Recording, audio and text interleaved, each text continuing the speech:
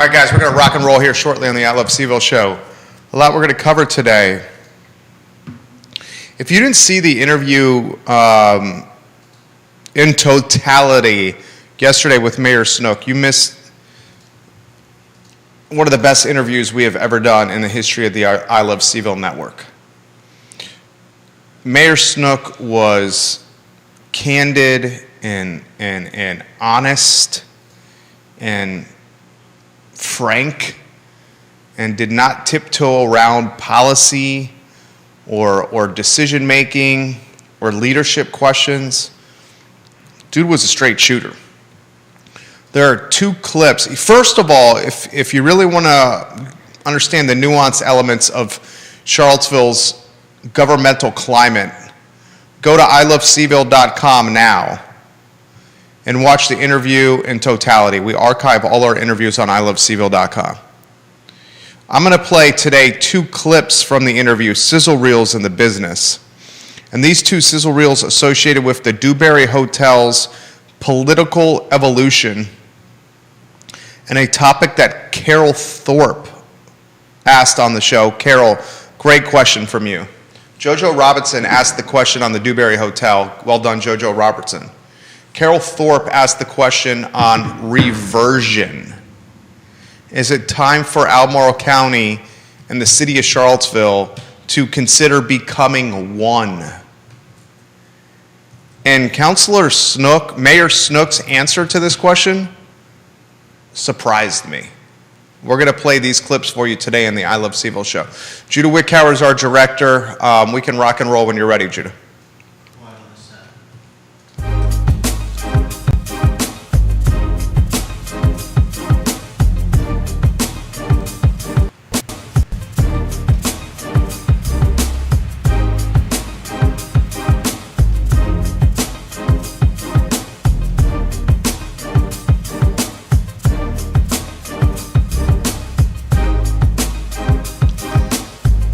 Good Tuesday afternoon, guys. My name is Jerry Miller, and welcome to the I Love CVille show. Thank you kindly for joining us on the I Love CVille network today, presented by Skooma Boutique Dispensary, the best dispensary in Charlottesville. Skooma Boutique Dispensary with certificates of analyses for everything in the store. Interstate Service Company, ISC, a home's best friend. Family-owned business, ISC, and Interstate Service Company, guys. Today's show is going to highlight two sizzle reels from yesterday's interview with Mayor Lloyd Snook. If you did not watch yesterday's interview with Mayor Lloyd Snook, you missed what I will call one of the best interviews in the history of the I Love CVille network. That is, thousands of interviews we have done over, 4 or 5 years of running this network. Mayor Snook was candid, frank, to the point, honest, straightforward, did not tiptoe around issues, offered clarity on the economic climate in the city of Charlottesville, offered clarity on the political climate in the city of Charlottesville, offered clarity on the educational climate in the city of Charlottesville, and offered clarity on the Dewberry Hotel and new changes on the near horizon for Charlottesville's white elephant.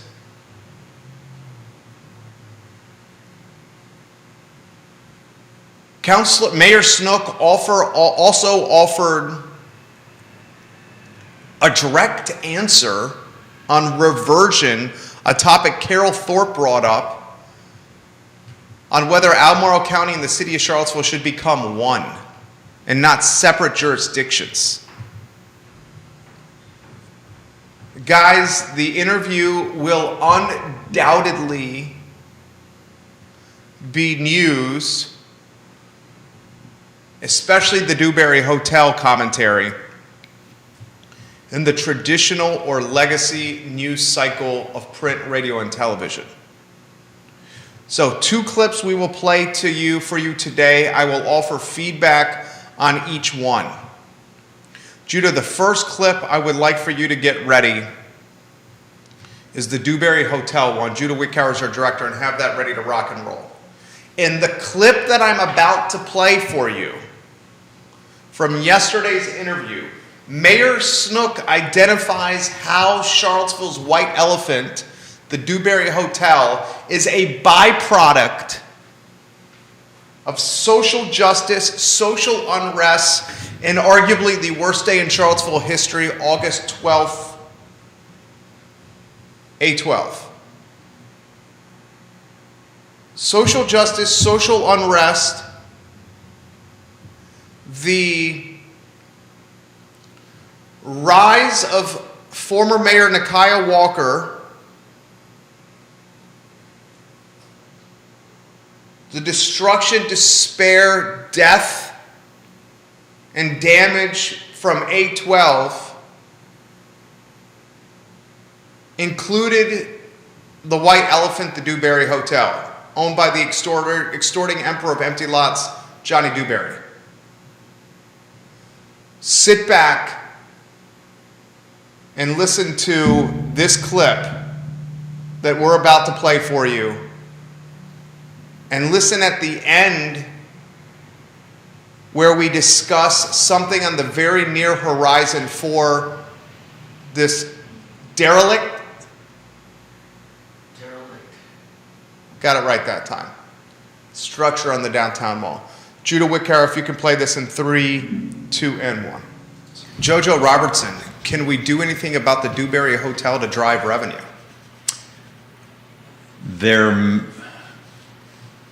I know that there are discussions by people other than me. Is that counselors? No. Okay. On the private side. There have been discussions of things that might happen to get something going with the Dewberry Hotel. If there is a role for the city to play, I can assure folks that there is a strong majority on council wanting to do something to help. Because, we posted something about this on social over the weekend that obviously got traction. Dewberry Bloomberg dubbed him the Emperor of Empty Lots. We've pivoted that moniker to the extorting Emperor of Empty Lots. He's paying his real estate taxes, though. And $65,000 a year. $65K. It's nominal. Right. Nominal. But to Dewberry's point, and I'm not standing up for Dewberry. I think there's nothing that's more hideous about the downtown mall than the Dewberry Hotel. I am not standing up for Dewberry. But the guy's paying his real estate taxes, and structural engineers have assessed the property and said it's structurally sound. Right. So blighted, we have no you authority. have no course of action. Right. Is that fair? There is nothing we can do as long as the building isn't endangering anybody else, and as long as he's paying his taxes. People have said, well, why don't you just go ahead and use eminent domain? Well, you can't. You really can't. Yeah. And even if we did, we'd have to pay him market value for it. And where are we going to find that money? So I think that the answer is that we need to continue to try to encourage Mr. Dewberry to do something about it. If there are ways that we can encourage that more pragmatically, happy to do that. So does that mean tax incentives? And does that get back to our moniker, the extorting Emperor of Empty Lots, that keeps the property so blighted and hideous? I haven't talked to him. I don't know. Okay. Because I would think that would be the extent of what you could do is, and Neil says property owners have rights, even property owners you don't like. And he's exactly right. Right, absolutely. He's exactly right. So I would think that the only way we can motivate Mr. Dewberry of Atlanta, Georgia, former quarterback of the Georgia Tech Rambling Wreck, who grew up in Waynesboro, Virginia, the only way we can motivate him to do anything with this property, because he's already promised it would happen after his Charleston Hotel was finished. And the Charleston Hotel's been done for some time. But the only way we can incentivize him is by saying tax incentives here, and you have a time constraint of this to get these incentives. Is that the only leverage you all have? Let me just say, stay tuned. Okay, so I have to ask a follow-up to this. And I'm not going to be able to give you any detail. All right. But my guess is in the next few weeks there will be something happening, that you will want to say, that's kind of cool. Okay, so Lloyd, in our business, Mayor Snook, excuse me, in our business, that's called a teaser. That's right. Was that a tease of what's on the horizon? I know that there are folks who are working with Mr. Dewberry on the private side.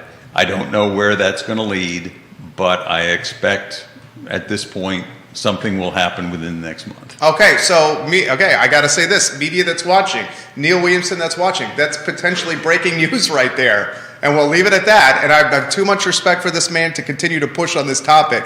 But it seems like, and there's no one more connected than Mayor Snook on this. Just understand, this is not the folks who are working on downtown Charlottesville things, and there are a lot of people who work downtown who have who have the desire for the downtown situation to improve. Some of whom are willing to put substantial amounts of their own money into making it happen.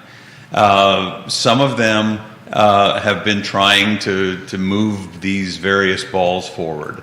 I don't know that the city has done anything at this point. I don't know whether, certainly they haven't been doing it through me, but then there's no reason they ought to be doing it through me. I'm just saying, we've known for a long time that one of the things that is important to the Dewberry folks is that I don't want to trivialize this, but it's a matter of simple respect. That the vote in 2017 was essentially a stab in the back. Well, and I hate to bring this up here, but, and this is me saying this is not you saying this, Mayor Mike Signer at the time led a charge to negotiate a parking agreement with the Water Street parking garage. Right. And that parking agreement with Mayor Signer at the time really motivated and incentivized Mr. Dewberry to do something with this project, specifically a high-end hotel. And if memory serves correct, now Councilor Michael Payne got involved with that and convoluted that agreement to the point of it dematerializing. Well, and a little more history. In March of 2017, Council had given preliminary approval by a 4-1 vote for this project, for this deal to go through. The parking agreement. A parking agreement. Also, there was going to be some rebate on taxes for the first 10 years or something like that. A partial rebate, not a complete, but some discount on it, basically while the hotel got up and running. Come now to December of 2017, and the vote is coming up for what I think everybody thought was going to be a routine reaffirmation of the earlier March vote. And at that time, for some reason, instead of being 4-1 in favor, Councilor Bellamy, Dr. Wes Bellamy, and Bob Fenwick both changed their votes. And I've gone back and I've watched the video again, and Mayor Signer is thinking, surely, it was a slam dunk. It was a slam dunk that Kathy Galvin made the motion, and he was fully expecting, as had happened 9 months earlier, that Councilor Bellamy, or Vice Mayor, I guess at that point, Bellamy, or Bob Fenwick would second it.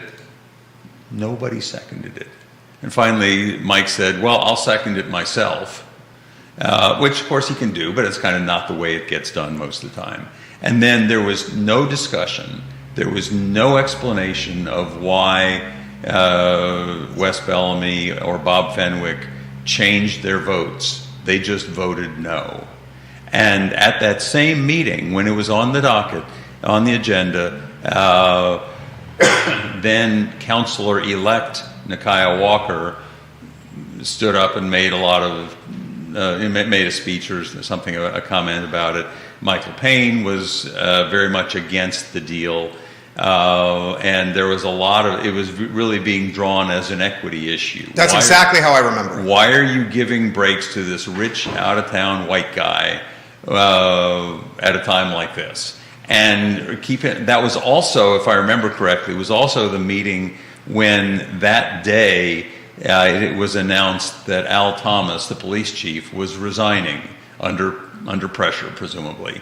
And so it was a very emotionally fraught meeting. And to have this thing happen at the end of 2017, as two of the counselors are going off, their parting shot, was a stab in the back. And it was a stab in the back to the Dewberry folks who had been negotiating in good faith with the city, expecting that they had the deal done. You don't bring that up. If you're one of the counselors who's going to change your mind, you ought to at least call up the mayor and say, I don't want to blindside you with this, but I got to tell you, I'm changing my vote, and if you bring it up, it's going to go down to defeat. That didn't happen. And so the Dewberry folks absolutely have a right to feel they got stabbed in the back, because they did. Wow.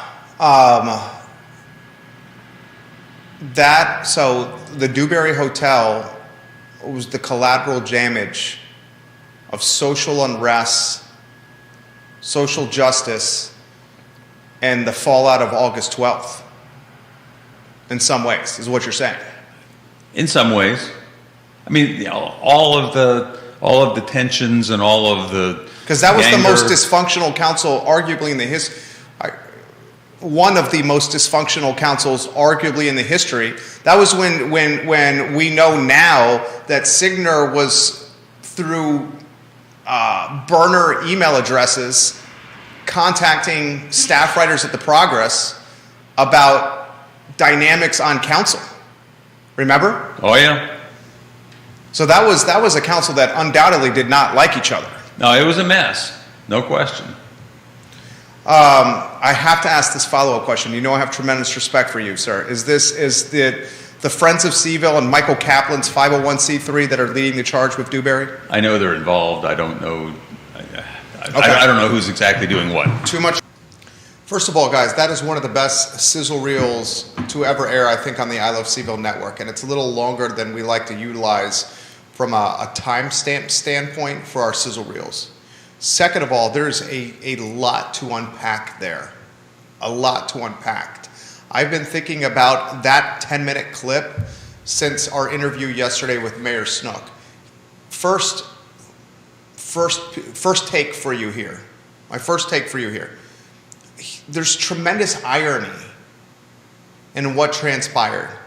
It's ironic and unfortunate that the Dewberry Hotel was the collateral damage of social unrest and social justice around August 12, 2017. And today, the revenue that is not realistic, or the revenue that is not a part of a finished Dewberry Hotel, we can't use that revenue to narrow the educational equity gap. So now we're trying to pinch pennies and find dollars, 75 million of them, for Buford School reconfiguration. And Buford School reconfiguration is being done to narrow the educational gap that widened in the city of Charlottesville between wealthy kids and under-resourced kids and their families. So the irony, the 812 movement,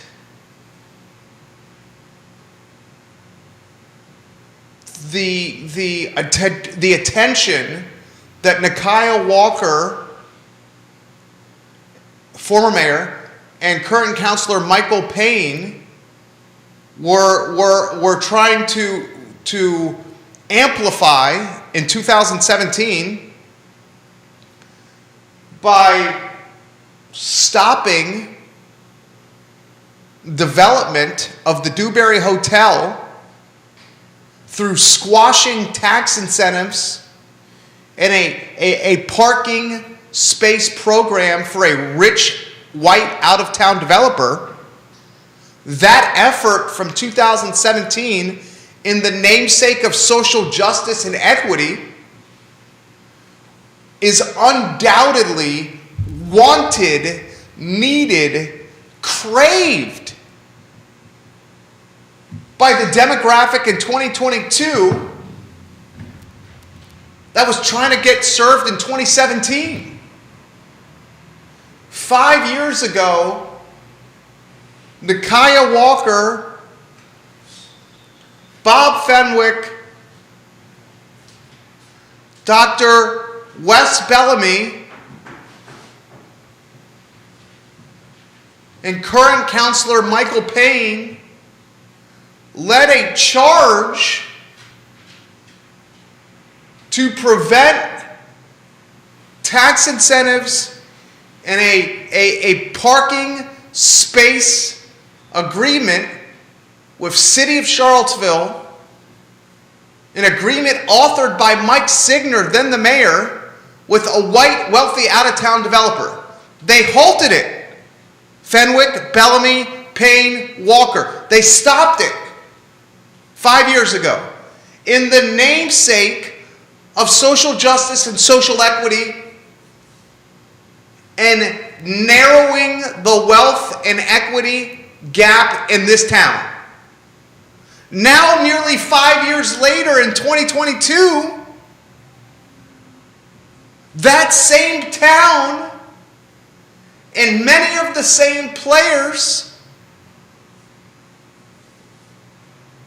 wish they had the millions of dollars in tax revenue from this hotel and its rich, white, wealthy, out-of-town developer that they could utilize for school reconfiguration to serve the under-resourced community in the city. That is bitter irony. Bitter irony.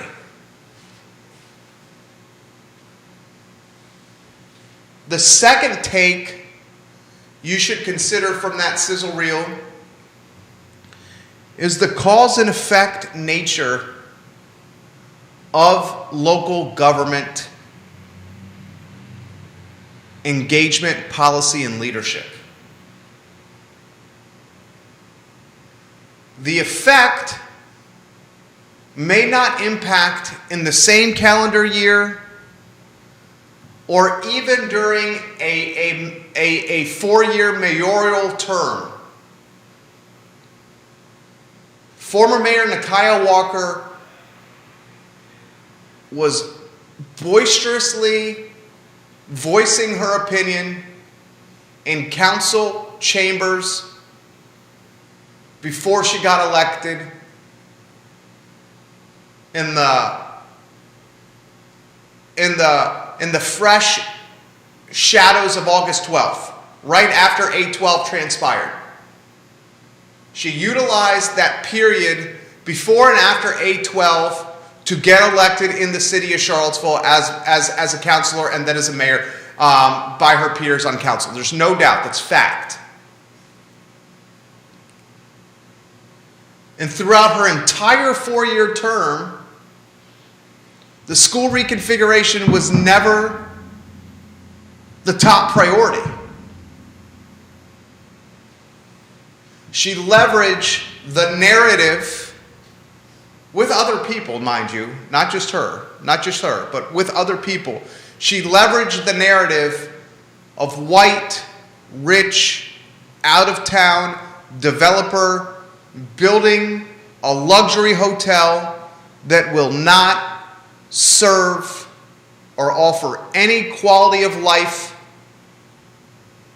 for the under-resourced population in Charlottesville that has been neglected and disregarded for generations. And today, in 2022, nearly 5 years later, we would, as a community, proverbially grovel and beg on our hands and knees for that money from that project instead of the meager $65,000 a year we are getting for the white elephant of Charlottesville, the skeleton we call the Dewberry Hotel. Think about that. And then the last take I had after listening to that sizzle reel now 4 times was the attention our mayor offered in what we call in the business a teaser, what's to come, foreshadowing in the literary sense that something of progress and merit is on the near horizon for the Dewberry Hotel. One of the best sizzle reels we have ever done on this network. We'll get to some comments. This is from Jason Howard. Mayor Snook mentioned on your program yesterday compensation increases to remain competitive and retain staff. With a 12% increase in city assessments and a 10-cent advertised increase to tax rate, do you see tax increases for city residents in years to come to recruit and retain teachers and other public servants? Trying to understand your question here, Jason Howard. With a 12% increase in city assessments and a 10-cent advertised increase to tax rate, he asks, do you see tax increases for city residents in years to come to recruit and retain teachers and other public servants? The tax increases, perhaps you wrote, maybe I'm understanding your question here. The tax increases for city residents will do the opposite of recruiting and retaining teachers and public servants. In fact, there's a statistic that's been prevalent and well known that over 70% of City of Charlottesville employees cannot afford to live in the city of Charlottesville. So as we increase assessments and year over year up 12% on average in the city, as we consider this 10-cent real estate tax rate increase at the same time that inflation is trending at 7 points, at the same time that interest rates on 15-year fixed and 30-year fixed mortgages are upticking, what's happening is the gentrification nature of this community. The financial margin is being pushed to outer counties, and the wealthy and the deep-pocketed and the homogenous are taking over the limited rooftop inventory in the urban core. That's literally what's happening. Bill McChesney says, August 12, 2017, it did not have to happen. If Fenwick had not flip-flopped, the thing would have died. If legal aid and justice had not forced it into Lee Park, it would not have happened. If council had followed their blue ribbon commission, it would not have happened. If folks had stayed away as council suggested, it would not have happened. A lot of truth to that. I can assure you, Bob Fenwick, one of his biggest regrets in life is how he handled August 12, 2017 on the dais. I can assure you, Bob Fenwick has tremendous regrets on how he managed as councilor one of the most disturbing, demoralizing, depressed, downtrodden, dark days in Charlottesville, Virginia's history.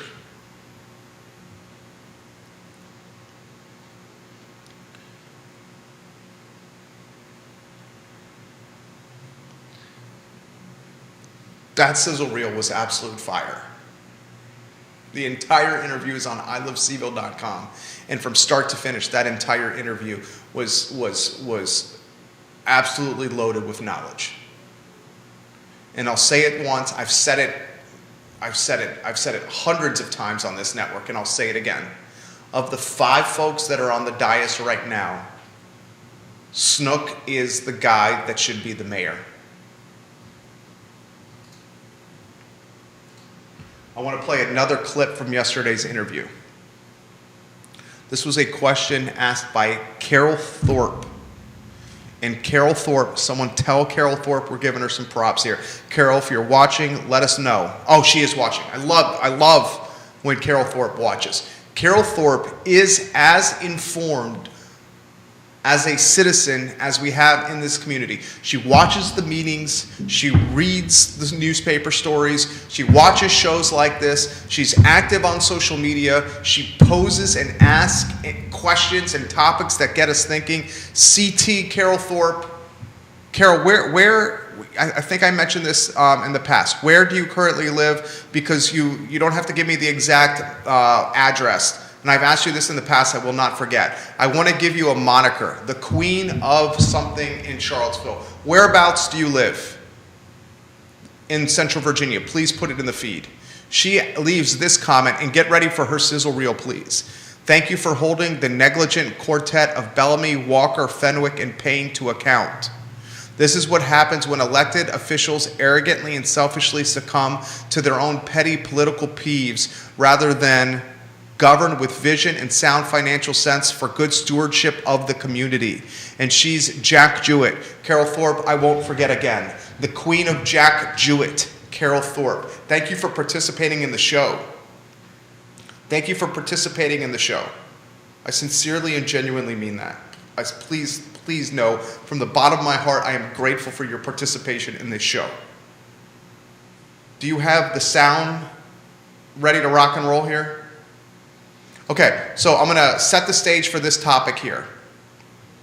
This sizzle reel, the premise of the reel is the unification, the reversion of the city of Charlottesville and Albemarle County becoming not two separate jurisdictions as they are now, but becoming one jurisdiction for the thinking of economies of scale and vertical integration, lower overheads, less police force, one police force instead of two.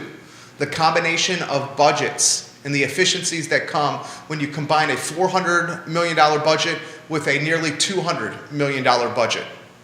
Same public transportation systems. 11 counselors or supervisors, 6 from Albemarle, 5 from City of Charlottesville. Same public works. Same school system. No need for a county executive and a city manager. Managing back-end administrative support in more efficient ways, essentially trimming fat off the payroll. And not only trimming fat off the payroll, but diminishing infrastructure, overhead, and as a positive byproduct, relieving regressive tax increase strategies and tactics from the citizenry. I have a hard time with that word. Say it for me. Citizenry. Citizenry. Just call it citizenship. From the citizens. From the citizens. You got that sound ready to rock? Yeah. All right. This is, listen to this, please listen to this. In 3, in 2, in 1. Take away sometimes. Sure. Carol Thorpe. This is revenue sharing and the merging of municipalities. Is it time for revision of the city of Charlottesville into Albemarle County? Is it no longer tenable, affordable to operate 2 separate school systems, police departments, governments, etc.? Instead of reversion, she means, excuse me, on that, Carol. I mean, you're a city guy. I would imagine you're opposed to this perspective. Well, I think, first of all, reversion is possible if the city is less than 50,000 people, which it is. I'm not sure that it is. 2020, okay, so 2022. I'm not counting the census. The census shows us as being 46,000 and change. Right. If you ask Weldon Cooper, they would say it's over 50. They would say that there is a severe undercount, particularly of people, university students, Because of COVID. And I haven't looked at the statute recently enough, but I suspect that they would rely on Weldon Cooper data. But that's neither here nor there. So if we did a reversion of some sort, and we were to then get into the business of drawing boundaries for everything, the city would be roughly 40% of the combined city-county. If we had a board of supervisors of the new Albemarle County or of the new city of Charlottesville, however you want to characterize it, it would probably have to be 9, 10, 11 or so members. The city, when we last talked about this 30, 40 years ago, the city was very Democratic, the county was pretty Republican. Now they're identical. Now it's pretty close. Yeah. So I don't think there would be quite as much pressure as there was before, or people saying in the county, good Lord, no way I want the city polluting our Republican majority here. And the city would not sit there and say, we don't want to be beholden to those county aristocrats. I'm not sure that would be the same this day. So are you saying or alluding to that revergence is something we should be discussing?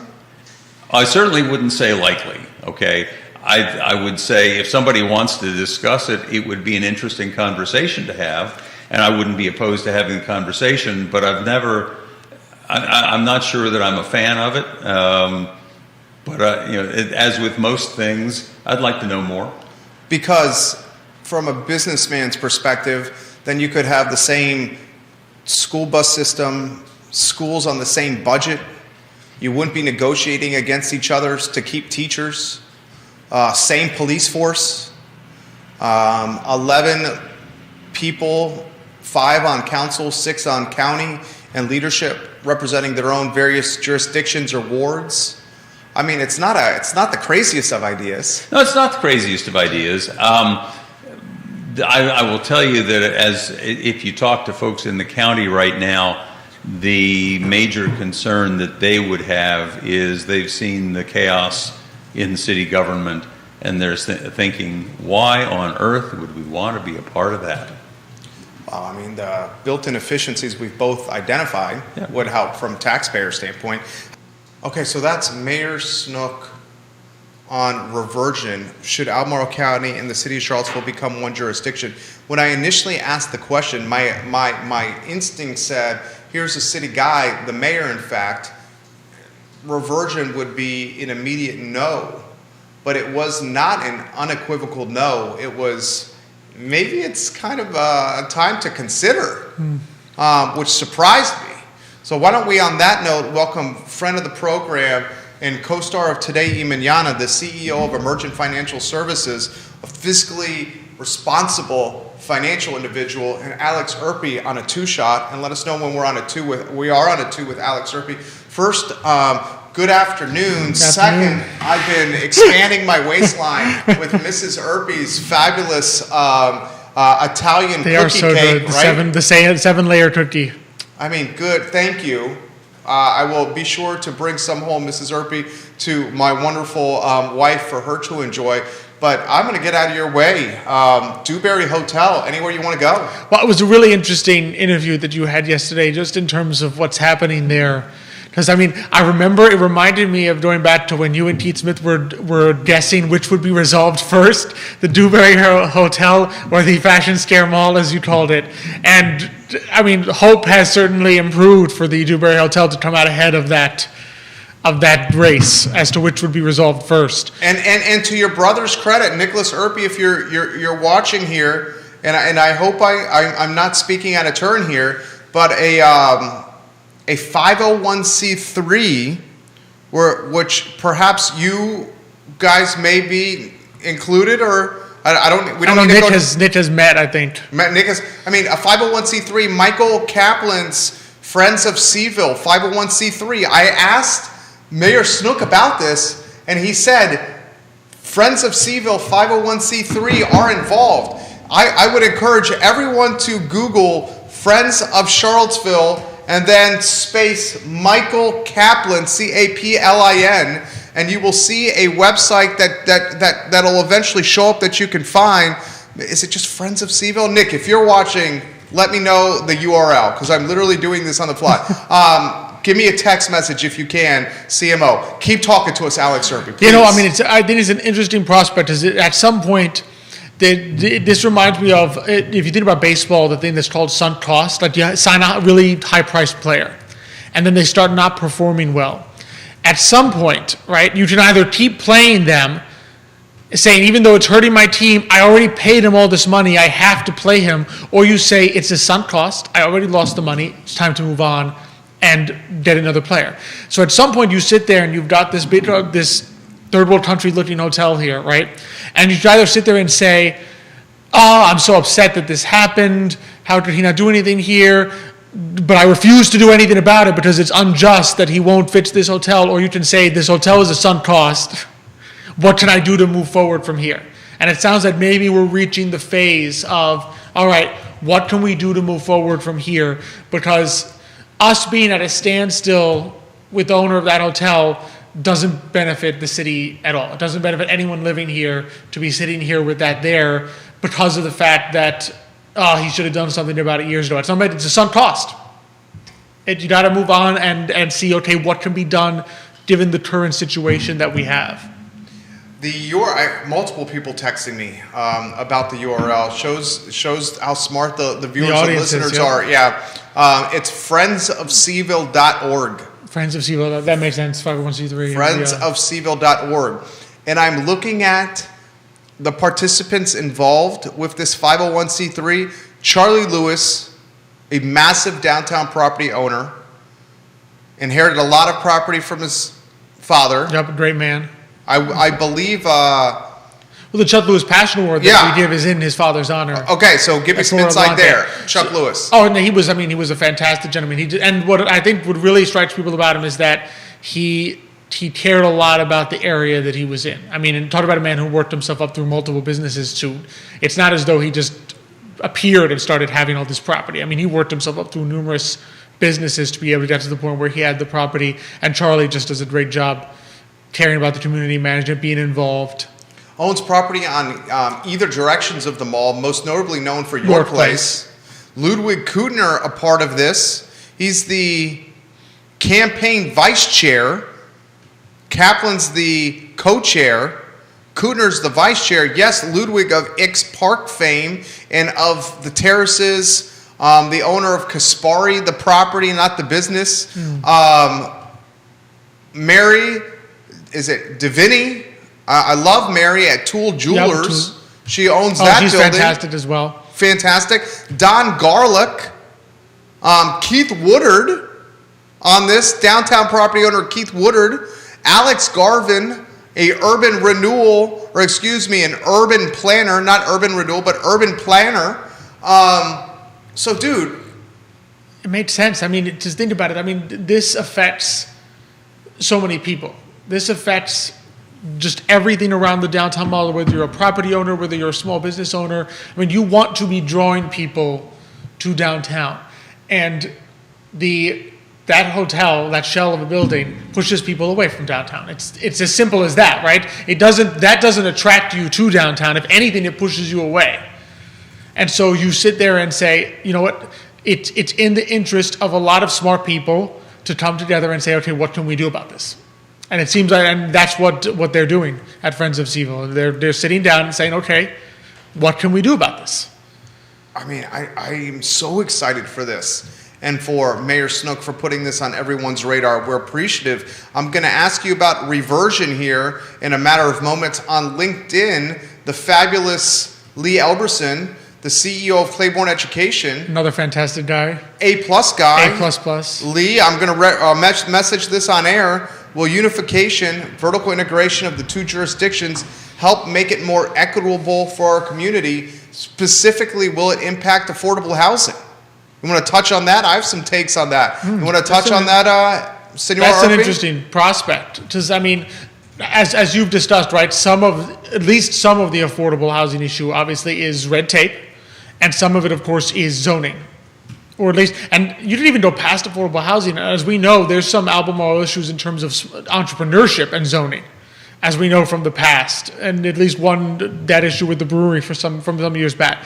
So it'd be interesting because obviously people who live in Charlottesville and people who live in Albemarle but do business in Charlottesville have a bit of an incentive, right, to have, not incentive, I say, they have an interest in what happens in Albemarle County, to put it that way, right? Because a lot of the businesses in Charlottesville will employ people who have no choice but to live in Albemarle, because Charlottesville as an actual city limit is so small. And I think vice versa. I think there's people who technically live in Albemarle, but we have an interest in what happens in Charlottesville because our businesses are here, our clients are here, the people we serve are here. And so I think that's an interesting perspective that those people are going to want to say in what happens in Albemarle, and vice versa. People who live in Albemarle may want to say in what happens in Charlottesville, which right now, the way it's currently constructed, there is no mix. I mean, you have a say in terms of maybe your ability to speak and so forth, but in terms of your vote, it's two distinct localities. So, great take. Here's my take. Lee Elberson, CEO Claiborne. Multiple comments coming in on the reversion topic, the unification of the county and the city. So, the county yearly budget to run the jurisdiction is like $400 million. The Charlottesville yearly budget to run the city is just over $190 million. For the sake of conversation and simple math, let's call it $200 million and $400 million. So that's $600 million to run the two jurisdictions. If you, in some ways, if you unify the two jurisdictions, the yearly budget should go down. Yeah, what percent is overlap? There's overlap. Exactly, that's the word I was going to use. You could have one police force. You could certainly trim from administrative staff standpoint, from a public transportation standpoint, from a public works standpoint, from an overall governance standpoint. So to try to answer Lee's question, if the yearly budget goes down, that should create less regressive tax tactics on citizens, which would mean more disposable income in the pockets of county residents and city residents. And if more county residents and city residents have more disposable income in their pocket, that should lead to more economic growth and the ability for them to stay in their homes longer and not get gentrified out of their casas. Absolutely. I mean, the concern would be you do the unification, and because the current combined budget is $600 million, that the incentive is, well, let's just leave the budget as it is and figure out how to spend this money. In other words, it's very rare that you see a budget in any local, state, or federal government decline.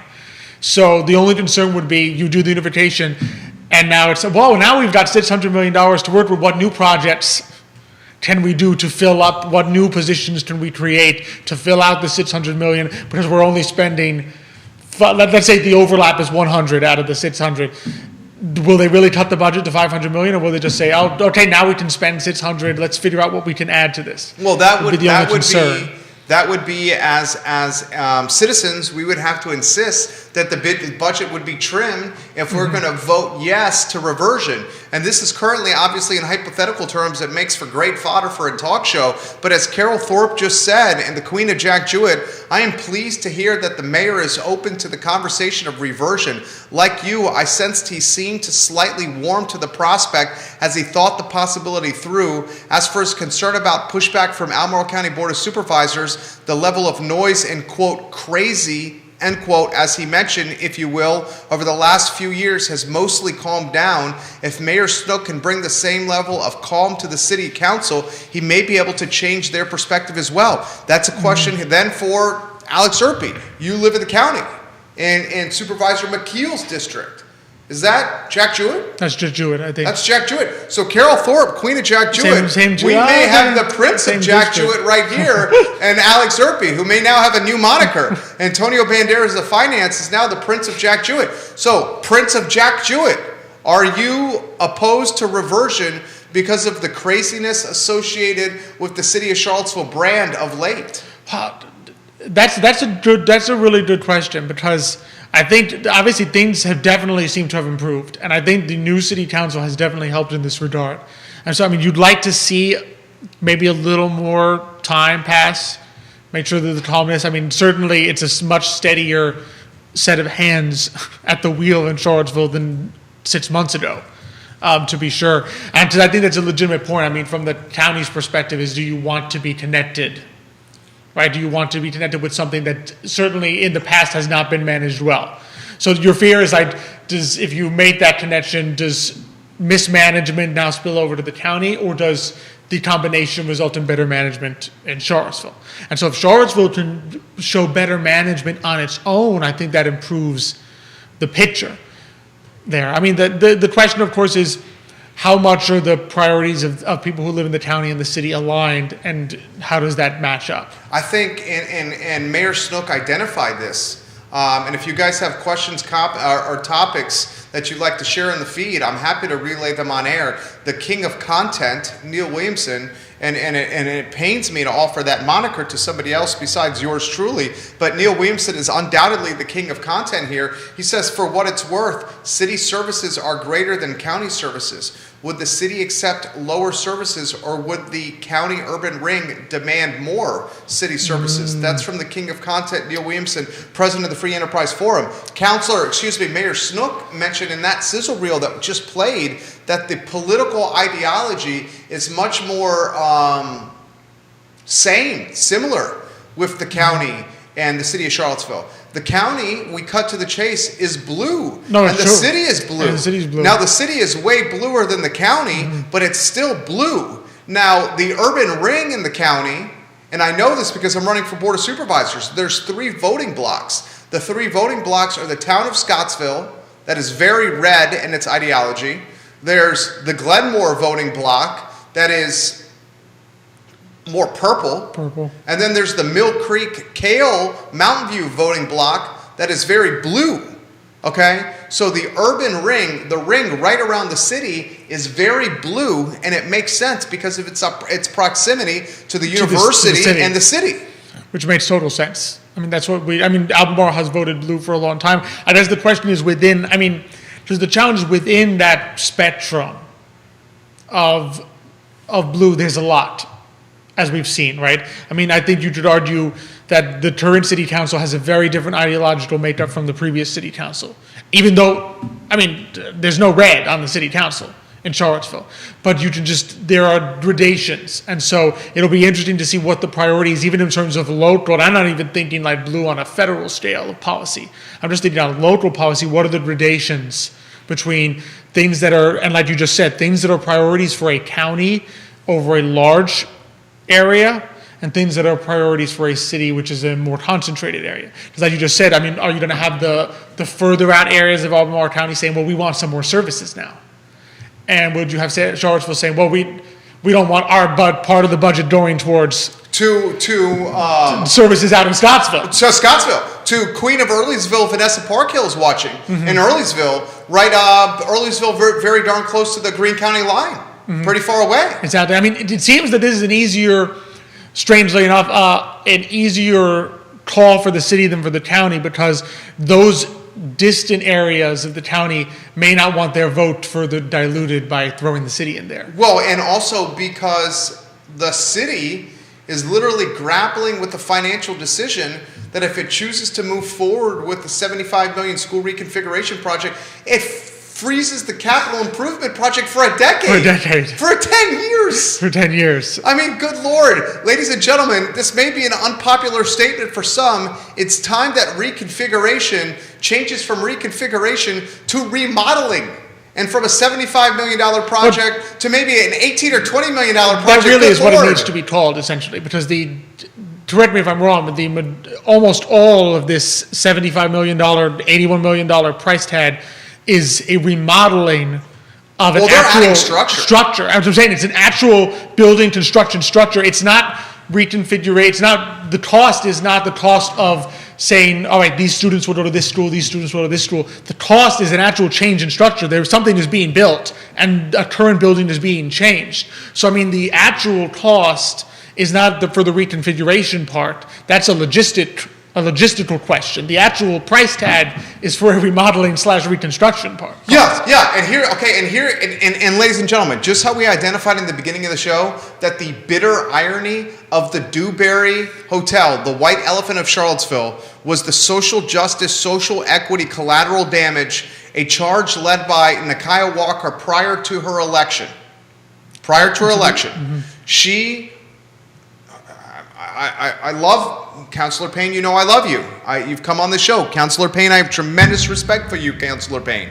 Tremendous respect for you, Councilor Payne. I'll say it again, tremendous respect. But Councilor Payne undoubtedly was part of the group that led to the demise of the Mike Signer tax incentivized, parking space incentivized deal that would have led to development of the Newberry Hotel. So the bitter irony is 5 years later, nearly 5 years later, we're begging, like hands and knees on the ground, graveling hat in hand, like the clapping man that walks down the downtown mall or is begging for money at the corner of Barracks Road. Literally, we're begging like that for the tax revenue that could have come from the Newberry Hotel. So here's my point. Here's my point right here. Are we 5 years from now, in 2027, going to say the collateral damage of a $75 million project, the Buford School reconfiguration, was the kids we were trying to serve, got gentrified out of the community, and now the only kids that are benefiting from school reconfiguration are rich? I mean, that's entirely possible. I mean, if you push people to the point where they're no longer in the county, they're going to be going to schools in other counties. And into the city. They would go into school. Because Buford's in the city. Exactly. So I mean, yeah, sorry. So I mean, you push people out from the city to the county, from the county out to surrounding ones. I mean, if you push kids out of the city onto the other side of that line, they can't go to the city school anymore. Right. I mean, I'm pretty sure that's a very hard, from my understanding, that's a very hard line, the city limits. There's no crossing. The only way you can cross over, and correct me if I'm wrong, one of the ways that I know of that if you live in the county and you can attend a city school is if your parent, your mom or dad, is a teacher in the city school. In the city school. Then you can go in. I also believe in, and correct me if I'm wrong, somebody correct me if I'm wrong, that you can pay, maybe Lee Elberson, if you can offer some perspective on Twitter if you know this, CEO of Claiborne, that you can also pay a fee to attend city schools if you do not live in the city. Okay? Well, that would be essentially the privatization of education. Yeah, the privatization of the education. And if you can't afford your taxes, you ain't going to pay the fee to go to city school. Exactly. No, right? That's the same gentrification process at work. You're saying, okay, only the wealthy can afford to go to the city school. Yeah. So there's so many layers to this onion. Alex Erpy. Well, like you said, the 10-year hiatus of projects. So the issue is you're essentially saying, from an economic, right, from a very fiscal standpoint, you need to look in this project and say, because let's face it, to try to raise more money beyond this point with future tax increases is you don't need to hit a wall. You're going to hit a wall which you've raised taxes so much that you begin to collect less revenue. Now, nobody knows where that line is, but at some point you'll hit it. So you need to understand, A, we can't keep collecting more revenue indefinitely. So B, the issue then becomes, if we're saying that this project prevents us from doing 10 years worth of capital improvement projects, right? Because we need to spend, you need to then sit back and say, okay, is the return of this project so great? What's that called in economics that you're talking about? Internal rate of return, IRR.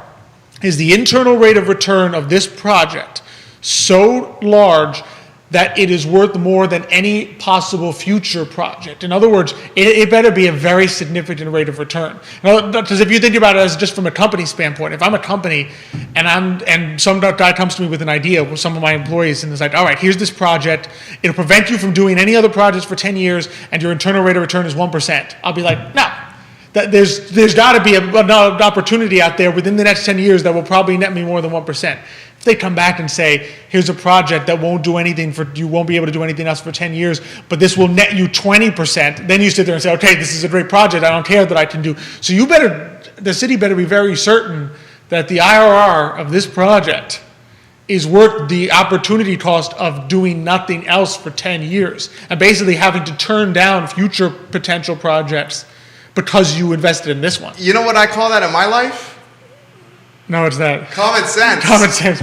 Yeah. Common sense. If I spend $100 on a couple of T-bone steaks and a case of beer and some delicious eggnog, and I don't have any other food to eat for the week, I'm starving, so I don't spend that $100 on some T-bone steaks, a case of beer, and some delicious eggnog. Exactly, yeah. I use it for food that can feed my kid and my wife and me. Exactly. And that is called common sense. Neil Williamson confirms, yes, you can pay a fee if you're outside the city schools to attend them. He has friends who did so for their orchestra program. Thank you, King of Content, for offering the show. I see Rosemary Postel is watching the program. We're going to dub the fabulous Rosemary Postel as the Queen of Ivy. Hello, Queen of Ivy, Rosemary Postel, and thank you for watching and participating with the show. The terrifying aspect of this, and this is truly terrifying, is if school reconfiguration is the path that is decided, and the 75 million clip for Buford, 100 million clip for Buford and Walker, then we will have to, next year and the year after, implement, integrate, and consider and execute a similar tax rate increase. That's what it certainly sounded like, right? It Yeah. sounded like the 10 cent was the beginning. 10 cent was only for Buford. That the 10 cent Wow. didn't even fund the other projects that we needed with CIP. So if we wanted to do anything else, or the proverbial you-know-what hit the fan, hell, if we had another, and God forbid, right? I'm doing it. Don't even say it. I think we know. But you know it what I'm is. saying? Another you-know-what happened. No, I know. It's you're giving yourself very little No leeway. buffer. There's no buffer. That's not how you And run a again, business. because you can't. We can talk about raising revenue, but right, we know that at some point out there, you hit the wall. In other words, at some point out there, you raise the rate so much, you may push enough people out that you're not collecting that much more money.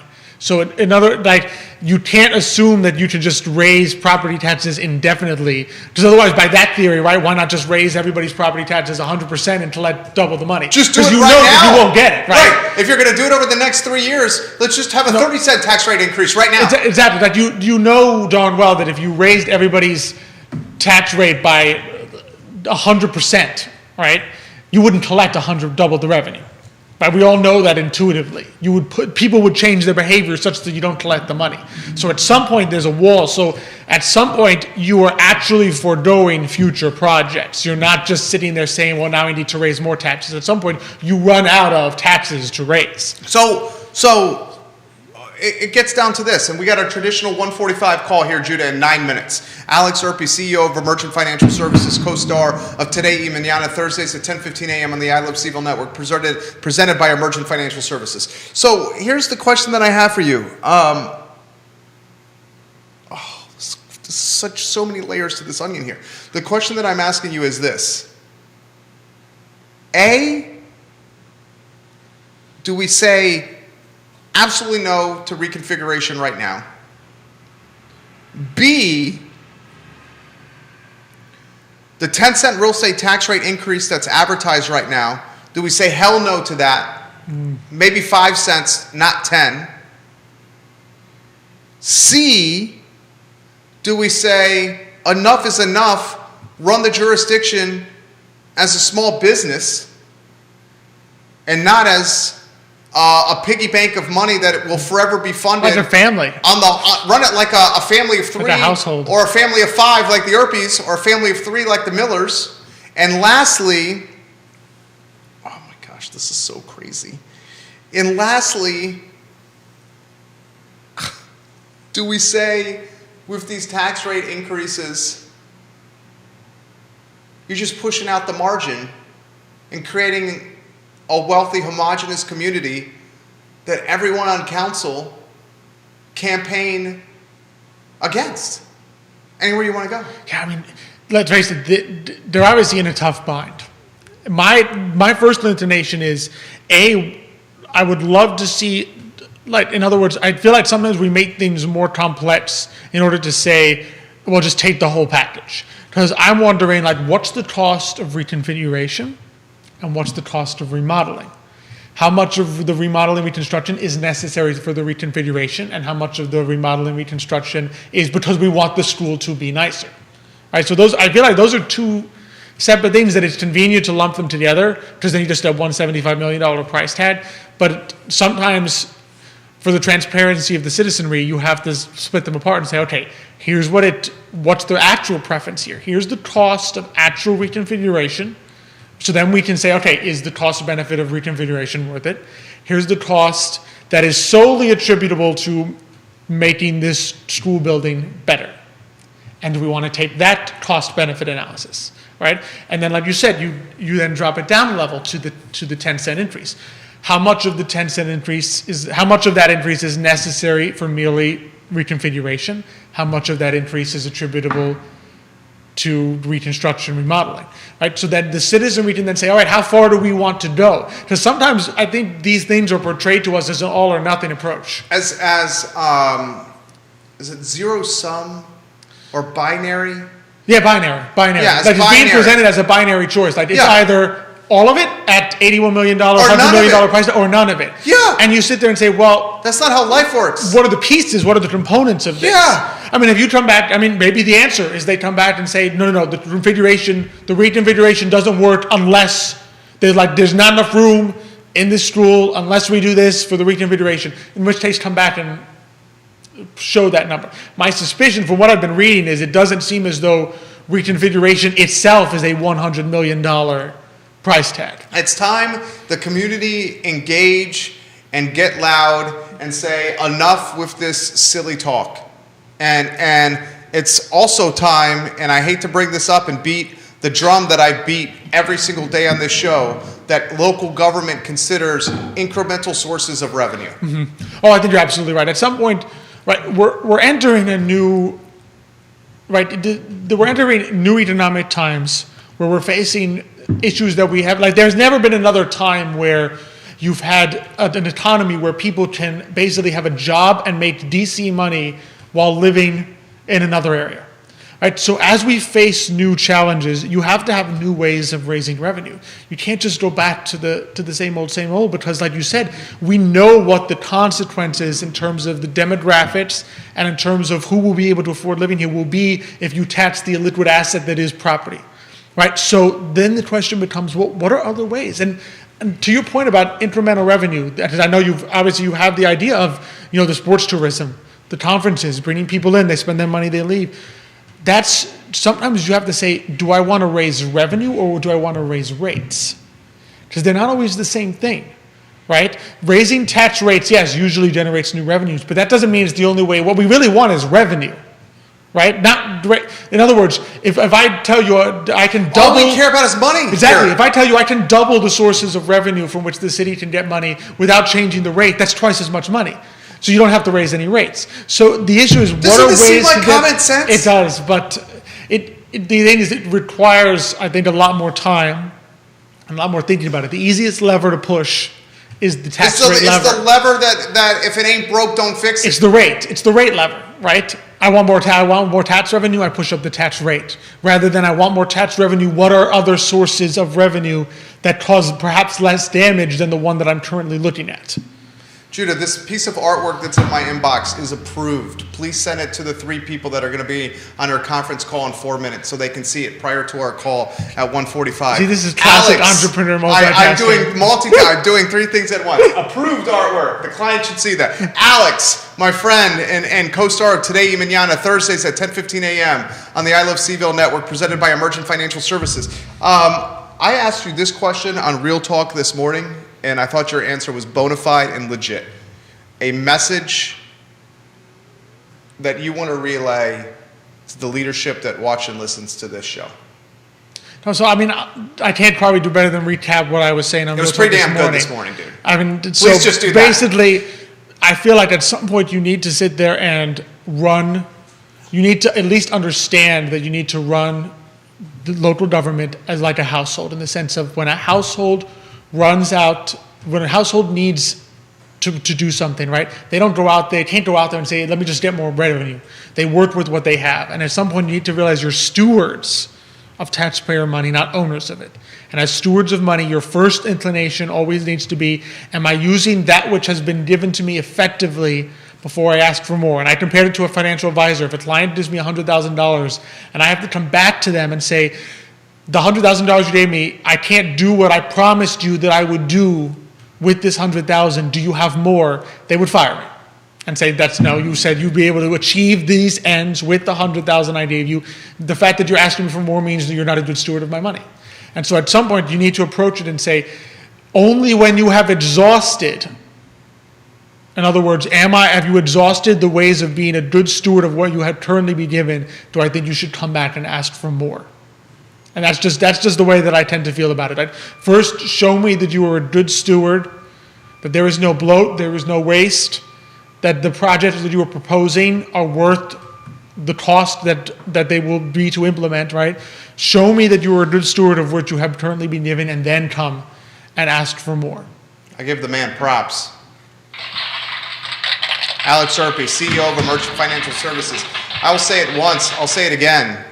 If I'm fortunate to get elected to Board of Supervisors, one of the early things that I'm going to do, if I'm fortunate, is encourage this man, the Prince of Jack Jewett, to run for Board of Supervisors in the Jack Jewett District. I do appreciate that you think of me that way. No, dude, I sincerely mean it. The Prince of Jack Jewett, Alex Erpy, would make the county, it just brings a great mindset to it.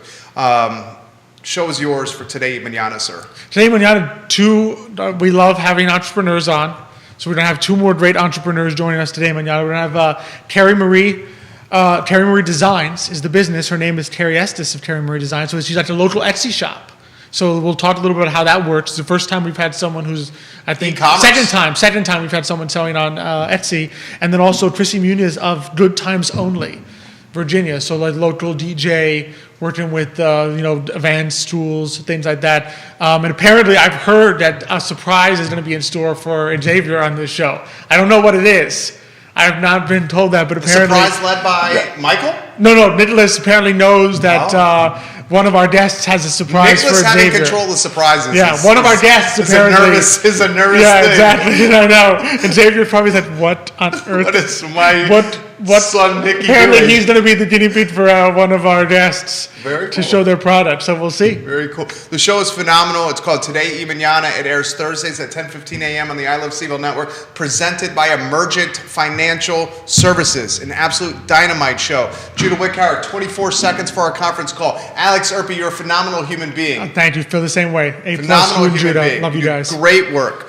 This is the I Love CVille show. Tomorrow, Dr. Eliza Holland and also Dr. Jeff Vergalis, the urgency of normal toolkit doctors, authors, back on the show tomorrow in what should be an explosive I Love CVille show.